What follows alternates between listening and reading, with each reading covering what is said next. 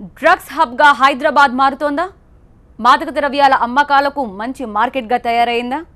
ప్రస్తుత పరిస్థితులు చూస్తుంటే ఇలాగే కనిపిస్తోంది.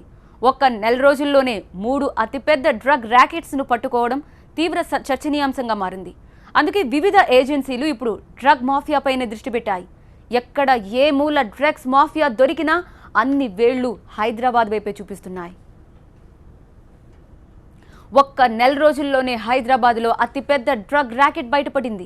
అకున్ సబర్వాల్ వెలికి తీసిన కెల్విన్ నుంచి ప్రారంభమైన డ్రగ్ తీగ చాలా డొంకల్ని కదిలించింది. స్కూల్స్లో చిన్న పిల్లల నుంచి సినిమా ఇండస్ట్రీలో బడాబాబుల వరకు డ్రగ్ ర్యాకెట్లో బయటపడ్డారు. డ్రగ్కు హైదరాబాద్ అడ్డాగా మారడంలో ఇక్కడున్న మార్కెటే కీలకంగా కనిపిస్తోంది.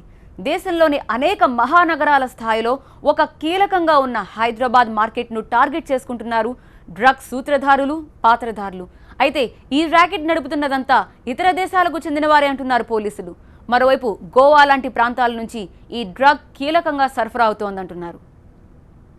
హైదరాబాద్ను అడ్డాగా చేసుకుని డ్రగ్ మాఫియా వ్యాపారాలు చేయడమే కాదు, చివరికి ఇక్కడి నుంచే డ్రగ్ తయారీలకు పాల్పడిన ఘటనలు కూడా ఉన్నాయి.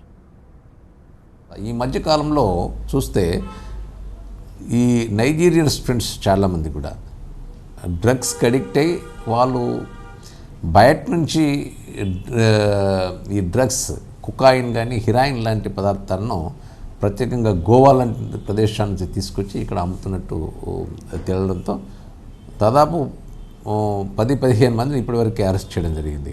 అంటే ఒక వెస్ట్ జోన్ పరిధిలోనే కొంతమందిని మనం ఐడెంటిఫై చేయడం జరిగింది. వాళ్ళకు అడ్మిషన్ లేకుండా ఇక్కడ ఉంటూ మరి వాళ్ళ ఖర్చుల గురించి గోవాకు వెళ్ళి గోవా నుంచి తీసుకుని రావడం, ఇక్కడ ఎవరైతే దానికి అడిక్ట్ అయినారో కొంతమంది వాళ్ళకు ఇవ్వడం అది జరుగుతుంది. దానిపై కూడా మనము తీవ్ర చర్యలు కూడా తీసుకున్నాం. కొంతమంది పీడీ యాక్ట్లు కూడా పంపించడం అనేది జరిగింది. హైదరాబాద్లో డ్రగ్స్ కేసు మూలాలు ప్రకంపనలు సృష్టిస్తున్నాయి.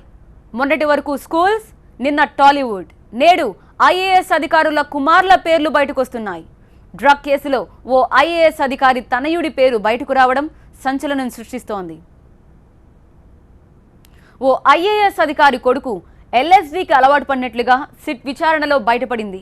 కొరియర్ ద్వారా ఎల్ఎస్డీ తెప్పించుకున్నట్లు, ఇప్పటికి 4 సార్లు ఎల్ఎస్డీ ఆర్డర్ ఇచ్చినట్లు విచారణలో తేలింది. ఐఏఎస్ కుమారుడితో పాటు మరో 3 విద్యార్థులు కూడా ఉన్నట్టు తెలుస్తోంది. ఈ 4 ఓ ఇంటర్నేషనల్ స్కూల్ విద్యార్థులని సిట్ అధికారుల విచారణలో బయటపడింది.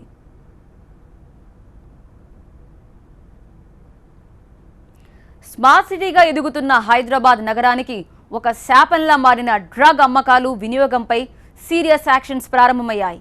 అయితే వీటి మూలాల్ని మరింత లోతుగా బయటపెట్టి చర్యలు తీసుకున్నప్పుడు మాత్రమే ఈ డ్రగ్ మాఫియా నుంచి నగరం పూర్తిగా విముక్తి కలిగే అవకాశం ఉందని